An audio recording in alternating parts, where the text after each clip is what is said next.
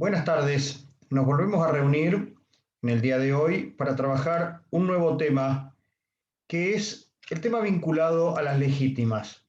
Tema, al igual que en la reunión pasada, de suma importancia especialmente por la reforma que tuvo en diciembre del año pasado y que hace que de alguna manera se vea modificado algunos institutos particulares, especialmente lo que hace referencia a la protección de los terceros. Entiendo que todos ya estudiantes de quinto año saben cuando uno se refiere a qué está hablando cuando está hablando de legítimas. Las legítimas aparecen como, para algunos autores, como es el caso de Ferrer, como es el derecho sucesorio limitado a determinada porción de la herencia, mientras otros, como Pérez Las Salas, lo ven como una limitación a la facultad de disponer libremente, ya sea por testamentos o por donaciones. Mientras que unos ven el aspecto positivo del sistema de legítimas, otros ven el aspecto negativo como una limitación a la libertad que uno tiene de disponer de los bienes. Es importante que todos sepamos, entiendo que ustedes saben de lo que estamos hablando, que en el mundo, en las legislaciones comparadas, existen dos grandes sistemas. Aquellos que tienen un sistema de libertad de testar, o sea, aquellos sistemas jurídicos que permiten que las personas hagan lo que quieran con sus bienes antes de producido su fallecimiento, y hay otros sistemas que tienen un sistema de herencia forzosa o denominados sistemas de legítima. Mientras que algunos dicen que los legitimarios deben ser diferentes, o sea, quienes tienen derecho a la legítima necesariamente deben repartir por partes iguales a todos los legitimarios su porción de legítima. Hay otras legislaciones donde va a depender la legítima de la cantidad de hijos que se tenga. Por ejemplo, en el caso de Chile, donde 3 hijos tiene un porcentaje de legítimas y cuando tiene más de 3 hijos, el porcentaje de legítimas aumenta. Cualquiera sea el sistema de libertad de testar o el sistema de legítimas, siempre, todos los sistemas tienen un sistema o la cuestión protectoria de la institución de familia, que son los alimentos post-mortem. O sea, una persona no podría, aún en los sistemas de libertad de testar, dejar sin protección a los miembros de la familia, que se puede, por supuesto, denominar la protección alimentaria. Por ejemplo, en el caso de España, donde el cónyuge tiene derecho al usufructo de todos los bienes mientras viva. Y en todas las legislaciones que tienen libertad de testar, siempre por sobre todas las cosas está los alimentos a las personas que no pueden procurarse alimentos de por sí. Entonces, por más que yo tenga libertad de testar y quiera dar todos mis bienes a una institución de beneficencia, por ejemplo, esto no puede privarle de las necesidades básicas a cualquiera de los miembros de la familia. Esto en cuanto al sistema sucesorio y las legítimas, ustedes saben también que existe la sucesión que se denomina intestada o sucesión testamentaria. ¿Qué características tiene el derecho argentino? En el derecho argentino, Vélez toma como base jurídica especialmente un sistema que conjuga las dos figuras, la figura de la libertad de testar por un lado, porque nos da una parte, una porción de la herencia que tengo libertad de distribuirla a quien quiera, mientras que me establece un sistema de legítimas. Por supuesto, Vélez tuvo muy en cuenta algo que lo hablamos al principio, que es la figura del cónyuge, donde le da derecho a una legítima al cónyuge, porque Vélez en la época, imagínense ustedes, en el 1860, entendía que el cónyuge era un pilar fundamental del sistema familiar y había necesariamente que protegerlo. Por ello le da protección a través de una legítima al cónyuge, cosa que no ocurre en muchas legislaciones. Otra cuestión a tener en cuenta es que existen argumentos a favor y argumentos en contra de este sistema de libertad de testar.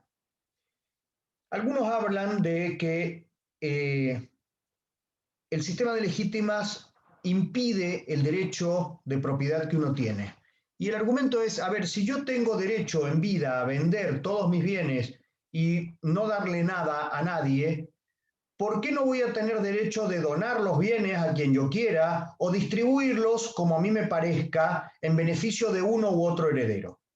El otro es el respeto a la voluntad individual. ¿Por qué a una persona no se le va a respetar lo que quiere hacer con los bienes que produjo o que tuvo durante su vida? Por otro lado, también quienes están a favor de la libertad de testar dicen que si uno distribuye los bienes entre todos los herederos, muchas veces las unidades comerciales tienden a una desprotección, a romperse las empresas familiares, porque tienen que necesariamente convivir más de un coheredero y esto puede ir en contra de una pyme, una pequeña o una empresa familiar.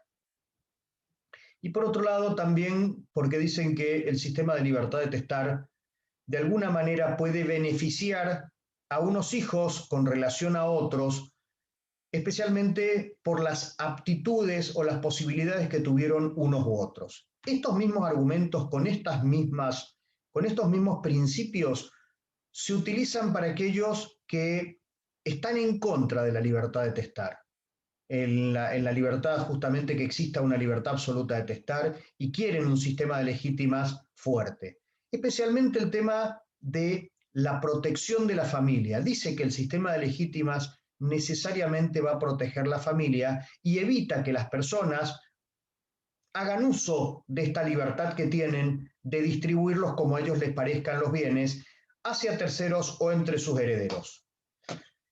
Otra de las cuestiones que tenemos que considerar, el sistema de legítimas, ustedes lo saben, esto lo vienen viendo desde primer año, los descendientes tienen una porción de legítima equivalente a 2/3 partes de los bienes que quedan en la sucesión al momento de la muerte, los ascendientes tienen 1/2 de los bienes y cuando hay cónyuges también tiene 1/2. ¿Cómo se calculan estos porcentajes? De la misma manera que se calculaban las colaciones.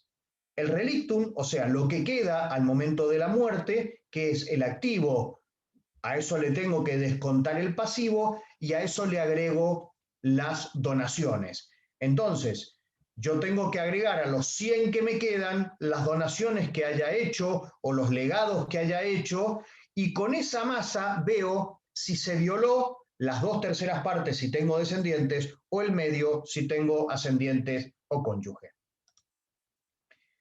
¿En qué momento se determina el valor de la donación? Porque si yo hago una donación hacia un tercero, entonces, ejemplo, le hago una donación a un vecino, a un ahijado que quiero mucho, ¿cuándo voy a tener en cuenta el valor de ese bien al momento del cálculo de la legítima, para ver si se violó o no se violó la legítima de estos descendientes, ascendientes o cónyuges? Esto es igual que la colación, es al momento de la partición según el estado del bien al momento de la donación. Esto ya lo vimos cuando trabajamos el tema de la colación. ¿Y cómo se computan o sea, quiénes tienen derecho a plantear la legítima, la protección de la legítima que se hace a través de la acción de reducción? Los descendientes, el cónyuge y los ascendientes. Los descendientes, ¿qué descendientes? Y los descendientes hasta 300 días antes del nacimiento. O sea, si yo hago una donación a un tercero, no tengo hijos, y dentro de los 300 días de que yo hice la sucesión, nace un hijo, este hijo va a tener derecho a plantear la acción de reducción. Y el cónyuge desde el matrimonio. O sea, estas convenciones previas, las cuestiones, donaciones que se hacen en los novios, eso todavía no pueden ser tenidas en cuenta al momento del cálculo de la legítima.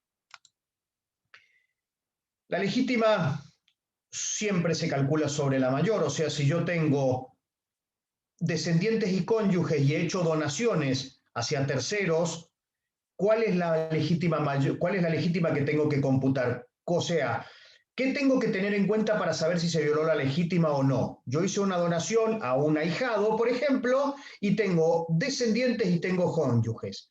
Y nosotros sabemos que la legítima mayor es la del descendiente porque son 2/3. Entonces, Lo que yo tengo que ver es si esa donación que le hice a mi ahijado viola la legítima del descendiente. Y luego voy a incluir al cónyuge dentro de esta legítima mayor. O sea, yo para saber si se violó o no se violó la legítima, este tercio tengo que haber violado más allá del tercio. No se pueden imponer gravámenes o condiciones, dice el Código Civil, la legítima es irrenunciable si no se ha abierto la sucesión, o sea, yo no puedo hacer un pacto o renunciar a una legítima sobre una persona que todavía no ha fallecido. ¿Por qué? Pues justamente para evitar estos pactos sobre herencias futuras. La mejora es un artículo que ustedes lo van a ver, no tiene dificultades de comprensión y creo que merece un análisis particular que lo van a ver cuando vean la acción de reducción.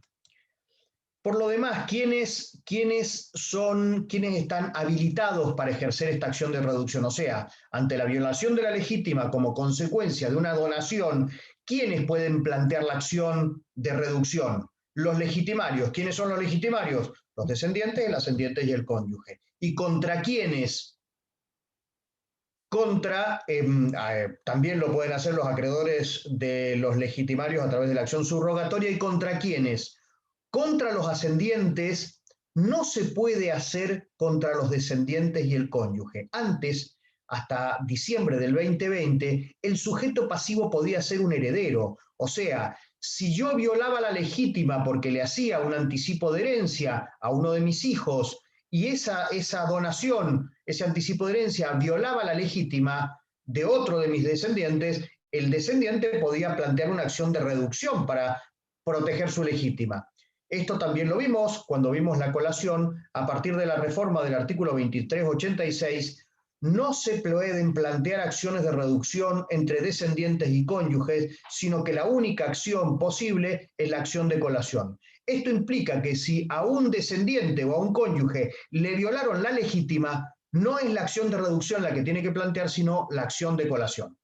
Se puede plantear también contra los legatarios. Imaginémonos que yo en un testamento hago un legado y en el legado digo que le dejo una casa a un tercero, por ejemplo, a mi ahijada, y le dejo una moto a uno de mis hijos y la lancha a otro de mis hijos, cuando es clarísima la violación de la legítima, porque ninguno de los hijos alcanza a cubrir el 66% que tienen de legítima. Entonces yo puedo, a ese testamento, a ese legado, puedo, por supuesto, plantear, a ese legatario le puedo plantear una acción de reducción. También puede ser contra los donatarios, como les decía, si yo le hago una donación a mi ahijada, puedo plantearle la acción de reducción. Y también esto contra los terceros, también se pueden plantear contra los terceros que adquieren de un donatario. O sea, yo le hago una donación a mi ahijada y mi ahijada vende luego el bien a un tercero. Yo también puedo plantear la acción de reducción contra este tercero. ¿Desde cuándo se puede plantear? Y es necesario que sepa quién es el sujeto activo. O sea, necesariamente yo debo el juez debe previamente haberme declarado que soy un descendiente, un ascendiente o un cónyuge del causante. O sea, para eso necesito tener la declaratoria de herederos o la aprobación del testamento. ¿Y hasta cuándo? Y hasta el momento de la partición, en principio, porque una vez que se parten los bienes o vence el plazo para plantear la acción de reducción, que son 5 años desde la muerte del causante, ya no puedo hacerlo más. ¿Qué caracteres tienen? Bien, la acción es divisible. A ver, puede un heredero, yo como consecuencia de esta donación que le hice a un ahijado, uno de mis hijos puede plantearle la acción de reducción y el otro no plantearlo. Y quien no plantea la acción de reducción pierde el derecho. O sea, la acción, esto es muy importante, la acción es divisible. Esto quiere decir que solo va a beneficiar a quien plantea la acción de reducción. Un artículo muy particular es el tema de los derechos reales constituidos por el donatario, porque este artículo se modifica con la ley 27.587 de diciembre del 2020. Y fíjense en qué se modifica. Antes, si yo tenía un descendiente, yo le había hecho una donación, por ejemplo, a un hijo, y este hijo luego constituía una hipoteca sobre un bien que no pagaba la hipoteca. ¿Quién tenía más derechos? Mi hijo, que había sido violado, la legítima, por la donación que le hice al hijo A, que luego pide un crédito hipotecario. Imaginemos que yo le compro un lote a mi hijo para que se construya una casa, pide un préstamo hipotecario, construye la casa y el crédito hipotecario no lo paga. Y luego, al momento de mi muerte, no tengo otros bienes para proteger la legítima de mi otro hijo. Entonces mi otro hijo plantea un juicio. Antes, con el Código Civil y Comercial, la idea era que la reducción extinguía los derechos reales que hubiese constituido este hijo al que le había donado el lote. Esto significaba que tenía prioridad el legitimario respecto del acreedor hipotecario. Esto, que a todas luces parecía una injusticia, hoy se ve resuelto con la reforma del artículo 2457, que dice, al igual que la primera parte del artículo, dice: sin embargo, cuando termina, o por sus sucesores, una vez que termina la misma redacción del 2457, pero luego continúa. Sin embargo, la reducción declarada por los jueces no afectará la validez de los derechos reales sobre bienes registrables constituidos o transmitidos por el donatario a favor de terceros de buena fe y a título oneroso. O sea, cualquier derecho real que yo haya hecho y alguien de buena fe y a título oneroso hubiese o constituido una hipoteca o hubiese adquirido la propiedad, no puede ser alcanzado por mi hijo que vio violado su legítima. La idea central de la reforma de la 27.587 es proteger el tráfico jurídico de los bienes. Entonces, no puede ser que una persona que pagó por adquirir un bien luego tenga que volver a pagar para protegerle la legítima a otro heredero. Entonces, se entiende que este tercero, que es de buena fe y pagó por esto, debe ser protegido en desmedro del heredero legitimario. Esta es una gran reforma respecto de todos los derechos reales. El otro tema es el artículo 2458, también reformado por la ley. ¿Y qué es lo que dice? El Código Civil y Comercial decía: el legitimario podría perseguir contra los terceros adquirentes los bienes registrables. Y el donatario del subadquirente demandado en su caso pueden desinteresar pagando. Y miren cómo dice la ley 27.587 que reforma este 2458. Empieza diciendo: salvo lo dispuesto en el artículo anterior, el legitimario puede perseguir contra tercero. Entonces, ¿qué quiere decir salvo lo dispuesto en el artículo anterior? Que si el adquirente es de buena fe y a título oneroso, no debe ser perseguido por el legitimario. Entonces, hay una gran reforma que tiene por finalidad la protección de los terceros que adquieren de buena fe y a título oneroso, cosa que nosotros aplaudimos. No obstante, la mayoría de la doctrina hoy está en contra. Y por último, la otra gran reforma que hizo la 27.587 es referida a la prescripción adquisitiva. En realidad este artículo era un artículo muy complejo. Si nosotros lo leemos, fíjense lo que dice: que la acción de reducción no puede plantearse contra quien haya adquirido, haya poseído un bien antes de 10 años de la donación. ¿Qué significaba esto? Que yo solo podía ejercer una acción de reducción, así estaba redactado el 2459 en el Código Civil y Comercial, porque en realidad lo que quisieron era de alguna manera proteger a las donaciones. Entonces uno no podía ir contra donaciones que tuviesen más allá de 10 años. Esto tuvo una crítica muy fuerte por parte de la doctrina, por parte especialmente de la doctrina. ¿Por qué? Y porque decía: ¿cómo? Entonces, si a uno de mis hijos yo le hice una donación hace 12 años y al otro se la hice hace 8 años y yo fallezco en el día de hoy, la donación que tiene el hijo de 8 años podría ir contra no podría ir contra el de 12, pero el de 12 sí podría ir contra el de 8. Entonces, esta era una injusticia muy grande. sin perjuicio de que la acción de reducción nace como consecuencia de la muerte del causante. Entonces acá podía ocurrir que yo hiciese una donación a favor de alguien y todavía no me muero, y un legitimario al momento del fallecimiento mío, después de los 10 años, no puede interponer la acción. Y la acción nace con la muerte, entonces es una acción que dejó de existir antes de la muerte del mismo causante, nunca pudo nacer. Entonces este artículo, que había sido muy criticado, lo arreglan para que quede claro esto, que cuando el tercero es de buena fe y a título oneroso y compra una donación, compra un inmueble que tiene en sus antecedentes de dominio, o sea, cuando yo voy a ver las escrituras y me dice que hay una donación, el hecho de que exista la donación, esto no es ser de mala fe. Entonces, el artículo 2459 queda redactado tal cual estaba y se le agrega esto que ustedes ven en rojo.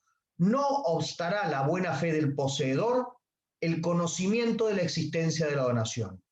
O sea, no quiere decir que por el hecho de yo conocer que existe una donación soy de mala fe. No, la mala fe entendemos que es otra cosa, es un ardid, es una astucia, es el querer engañar a alguien. Y si yo soy comprador de buena fe y a título oneroso, en principio, y esto es lo que nosotros creíamos que era apropiado, había que protegerlo ante que a los legitimarios. ¿Por qué? Pues porque los legitimarios reciben bienes gratuitamente, están recibiendo bienes sin esfuerzo, están recibiendo bienes, digámoslo en criollo, de arriba, mientras que los terceros pagaron por estos bienes. ¿Y qué pasaba antes? Tenían que volver a pagar por estos bienes para cubrirles la legítima a aquel heredero que se le había violado por algún motivo. Esto a partir de la reforma queda modificado.